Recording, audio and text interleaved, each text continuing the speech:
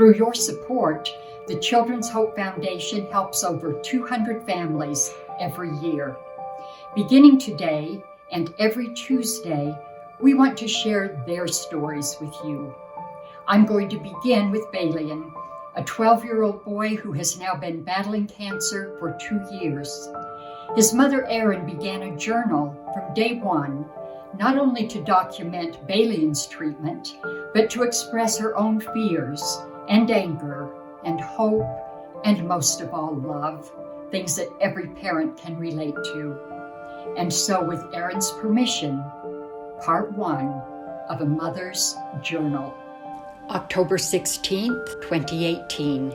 It might help some of you to know how this all started. About a month ago, my boys, Balian and Timothy, were horsing around, and Balian got hurt. We didn't think much about it because they're boys, and they've wrestled since they were little. But a week later, Balian continued to complain and was limping a little. We took him to Shiprock, and the doctor said that he had an extreme Charlie horse, and so we went home. Day 1. Over the following week, the limp got worse, and on Sunday morning, Balian woke up crying about pain above his knee. We saw that it was very swollen and he could barely walk. My husband Eric and I took him back to Shiprock to get it checked out. The doctors took an x-ray and saw something abnormal. He called in a pediatrician for a second opinion. They took one look at it and told us to get him to UNM Hospital that day. As you can imagine, that scared us. Since we had no clue what was going on, Eric and I discussed how to handle this unexpected trip and chose to have him stay home to keep Timothy in school and for him to go to work.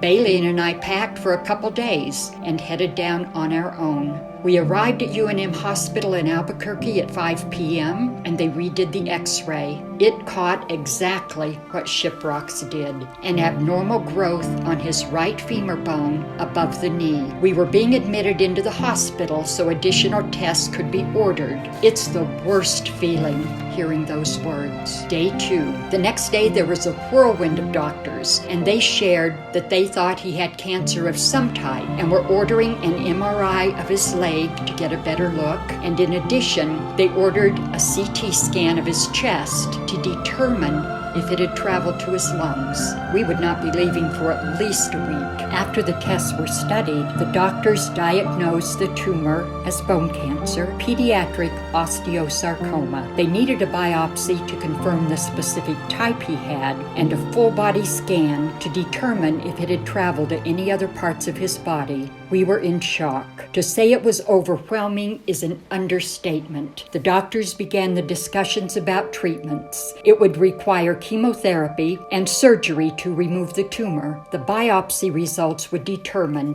which would come first. Day 3.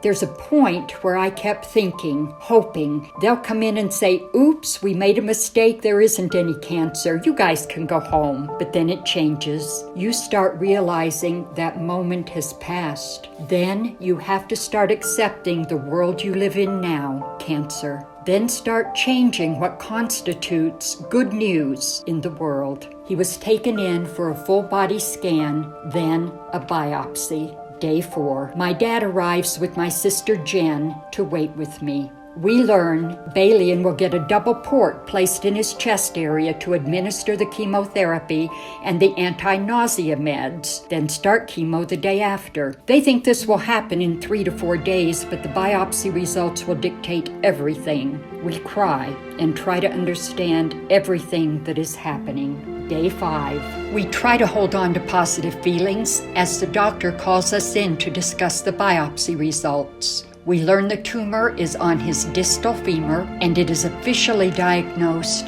as pediatric chondroblastic osteosarcoma, a very aggressive bone cancer. The treatment plan must also be aggressive, and the ports and chemotherapy will be ordered immediately. I have to sign a paper that agrees to the treatment, a plan that will make him very sick and involve major surgery. It was the hardest thing I have ever signed.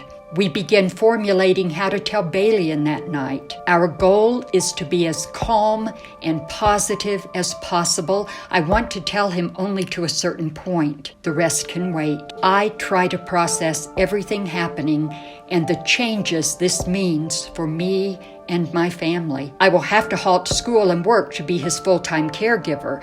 He cannot go back to school for the remainder of the year because the chemo will kill his immunity system, and that puts him at risk. How to keep him safe when his immunity is low? So many questions and so many tears that night.